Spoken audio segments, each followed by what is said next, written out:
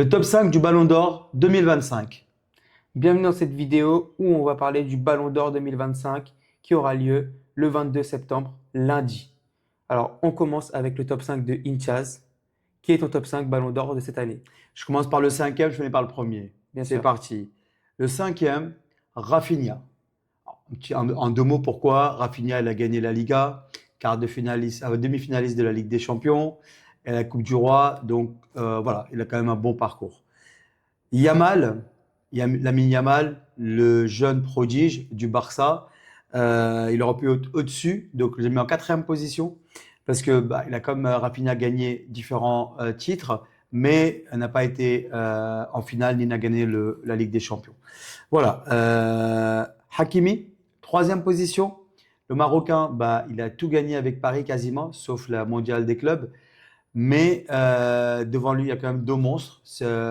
Il est quand même sur le podium, donc félicitations. Euh, on ne sait pas c'est quoi le résultat final, mais pour l'instant, félicitations. Troisième, Deuxième.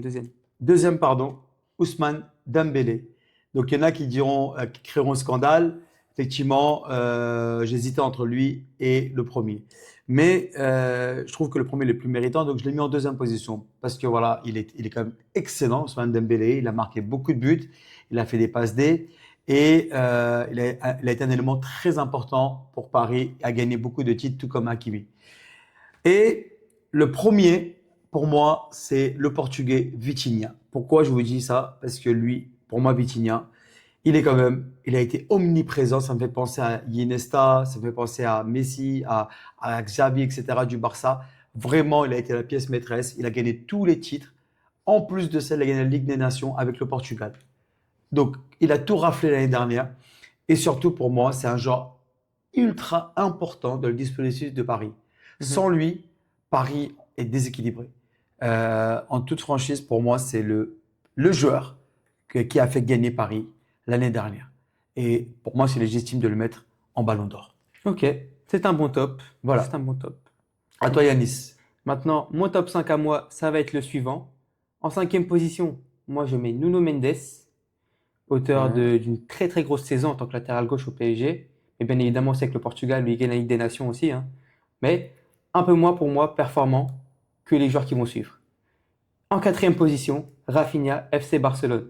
Pourquoi je l'ai mis là? Parce qu'il a fait une saison exceptionnelle, auteur d'une vingtaine de buts et d'une Mhm. dizaine de passes décisives. C'est Ouais, du il a fait une rarement grosse vu. saison. Meilleur buteur de la Ligue des Champions. Il lui manque juste Mhm. le trophée. Il lui manque le trophée. Il a eu la Mhm. Liga, excellent. Ça a été le meilleur joueur du Barça pendant toute la saison. Mhm. Et malheureusement pour lui, il n'a pas été plus loin en Ligue des Champions, donc, sinon il aurait été Ouais. plus haut au classement. Mhm. Ensuite, troisième position, Achraf Hakimi, PSG. Alors, pourquoi j'ai mis Hakimi troisième? Parce que ça a été un des meilleurs joueurs du PSG, si ce n'est le meilleur, ça dépend des avis, bien sûr. Il a marqué en finale, il a marqué en demi-finale, il a marqué en quart de finale. C'est un monstre. Il a tout Ouais, il fait. est très fort. Il a Tout tout à fait fait. cette saison pour le PSG quasiment. En tant que latéral en plus, c'est un travail énorme. Ouais, Énorme. je Ensuite, suis en d'accord. seconde position, c'est là que justement, on aura débat avec nos viewers, c'est que je mets Ousmane Dembélé aussi, deuxième position. Je pense que ça va pas faire plaisir à beaucoup de gens. Ouais. Et je pense En pas fait, parce qu'il y a des mhm. fans d'Ousmane, surtout en France. En fait, c'est ça. Surtout en France. Mais c'est ce nos ressentis à nous. Nous, on va pas suivre. D'accord? Non, Ça, c'est. nous, on suit pas la tendance populaire de cette saison. La tendance populaire, on va plutôt suivre On ne s'est pas notre avis consulté, personnel, hein. tu vois. Pour une info, on ne s'est pas Vraiment, du tout c'est pas du tout consulté connu. hein, pour le Ballon Mhm. d'Or. Donc, il découvre ma sélection et je découvre sa sélection. C'est ça. Donc pourquoi j'ai mis Ousmane Dembélé deuxième? Parce qu'il a fait une très très grosse saison avec le PSG, bien sûr, hein. Ça a été un des meilleurs du PSG, ça a été la clé qui a fait que le PSG a gagné cette saison. Ouais. Dans tous les coups, dans tous les bons coups surtout. Il était présent, attaque, défense, offensive, pressing. Ah, franchement, ça a été une bête cette année, vraiment. Dommage qu'avec l'équipe de France, il n'ait pas été très bon en Ligue des Nations, ça aurait été un plus pour lui, hein. Ouais, je pense qu'il aurait été premier Mhm. s'il avait été. Et c'est pour ça que, Voilà, en première position, je mets Vitinha, bien sûr, le pareil. commandant du PSG. Sans lui, il n'y a pas de PSG, simplement. Retire Vitinha de cette équipe, c'est fini. Il n'y a plus de PSG et c'est lui qui a tout fait l'année dernière.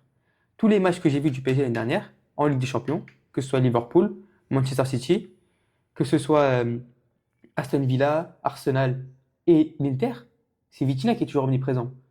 Ouais. Vitinha qui est là, Il Vitinha est- qui contrôle il le est- jeu. il a été énorme. Il a été énorme cette saison. Énorme. J'ai rarement vu ça.